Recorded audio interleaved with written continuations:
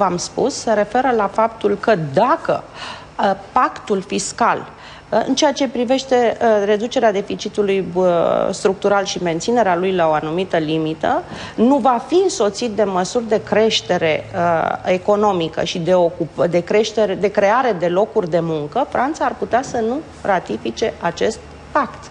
Ori, în aceste condiții, tot contextul european se va schimba, pentru că Franța are un cuvânt greu de spus, ceea ce normal și România ar fi trebuit să-l aibă, dar, din păcate, autoritățile de la București nu au puterea să convingă și nici nu participă efectiv la elaborarea politicilor europene. Da, este foarte interesant ce se va întâmpla după această campanie în Europa. Vom discuta despre acest subiect și la ora 15 în partea a doua a ediției de Unchet.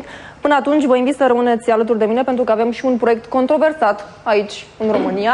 Noua lege a avortului împarte România în două tabere. La dezbaterea inițiată în această săptămână, reprezentanții organizațiilor non-guvernamentale au cerut retragerea proiectului, care le obligă pe femei să treacă printr-o serie de etape de consiliere până la întreruperea sarcinii. De cealaltă parte, inițiatorii acestui proiect de lege susțin în continuare nevoia unor astfel de reglementări în România. Un grup de 51 de parlamentari de la PDL, grupul minorităților naționale și un deputat PSD încearcă să impună ca lege pentru toți cetățenii viziunea fundamentalistă a unor organizații creștine asupra drepturilor reproductive ale femeilor și bărbaților. Propunerea legislativă inițiată de deputatul PDL Marius Dugulescu vrea să interzică femeilor dreptul de a face o întrerupere de sarcină dacă nu merg la o așa zisă ședință de consiliere. Propunerea pleacă de la premisa că femeia trebuie să nască în orice condiții, iar scopul consilierii va fi de a o convinge să nu întrerupă sarcina, indiferent dacă aceasta a fost rezultatul unui viol sau incest. În acest sens, pe banii ei va fi pusă să vizioneze filme despre întreruperi de sarcină și va fi interogată despre motivele pentru care nu alege să nască. După ședința de propagandă, femeia va fi obligată să se mai gândească 5 zile, abia apoi își va putea face programarea la medic. Dacă depășește termenul legal în care poate întrerupe sarcina, va fi obligată să o păstreze. Propunerea pleacă de la premisa că femeia este un pericol pentru embrion și trebuie protejat de ea în orice condiții. O inovație propagandistică tipică pentru cei care luptă împotriva drepturilor reproductive și care ignoră recomandările adunărilor parlamentare ale ONU și Consiliului Europei. Acestea cer țărilor să respecte dreptul femeii de a alege ce face cu propriul corp. Teoria religioasă pe care Dugulescu vrea să o transforme în lege a fost cât pe ce să ducă în statul american Utah la condamnarea la închisoarea femeilor pentru avorturi spontane. Propunerea lui Dugulescu se bazează pe o construcție juridică plină de contradicții care ignoră și încalcă în mod flagrant legea pacientului din 2003, printre multe altele. Legea pacientului garantează dreptul femeii de a hotărî dacă să aibă sau nu copii. Singurul caz în care ea nu are acest drept este atunci când sarcina îi amenință viața. Viziunea pe care Dugulescu încearcă să o impună ca lege ignoră inclusiv dreptul la viață privată, nu doar al femeii, ci al familiei. Articolul 25 din legea pacientului spune clar că orice amestec în viața privată familială a pacientului este interzis. Obligarea femeilor să asiste la o ședință de îndoctrinare împotriva întreruperii de sarcină încalcă inclusiv dreptul ei la informare, pentru că această ședință ar trebui să expună și riscurile de unei sarcini la termen, inclusiv acela de a-și pierde viața în urma unor complicații la naștere. Organizația Mondială a Sănătății informează că în fiecare minut în lume o femeie moare la naștere.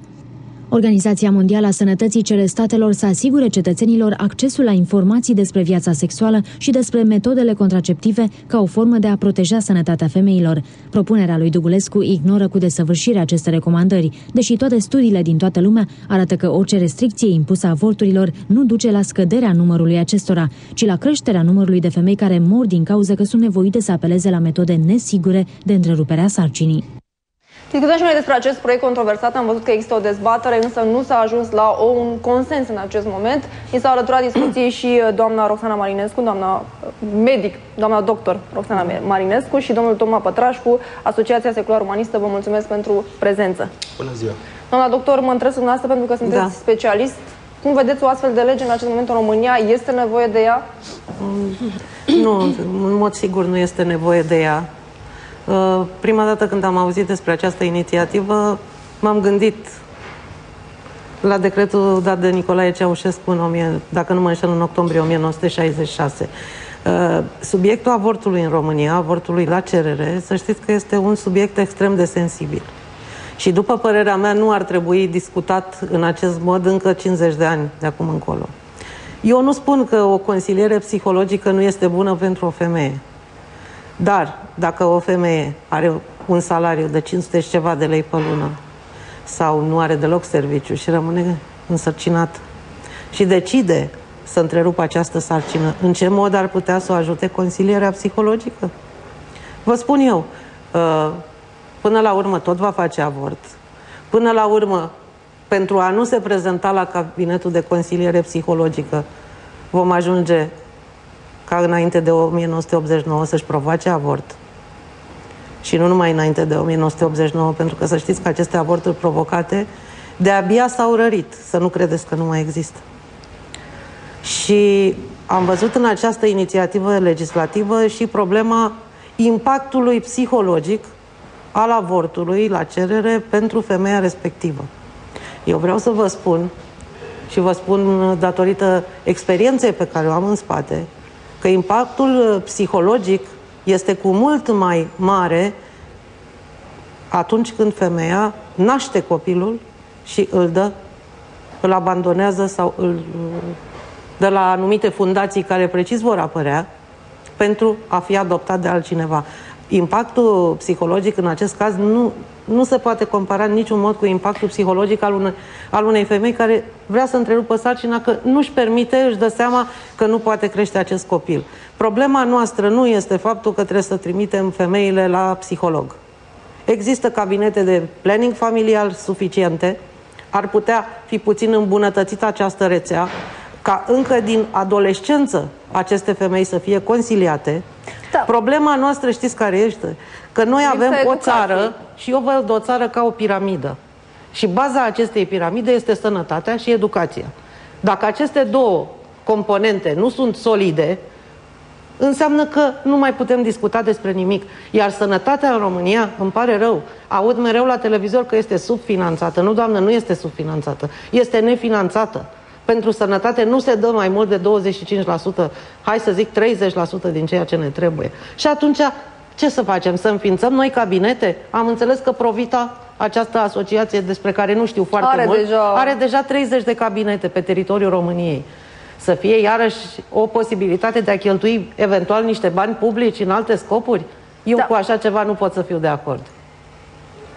Văd aici și citesc din acest proiect de lege care sunt condițiile, sau mă rog, pașii de urmat la aceste cabinete de consiliere, explicarea și ilustrarea cu imagini, foto-video a procedurii medicale de avort, informare cu privire la existența riscurilor, complicațiilor imediate și tardive, fizice și psihice ale avortului la cerere, explicarea alternativelor, cum ar fi posibilitatea de încredințare a copilului spre adopție, dar a copilului în asistență maternară sau un plasament simplu, exact ce v-am spus. Creșe cu program săptămânal.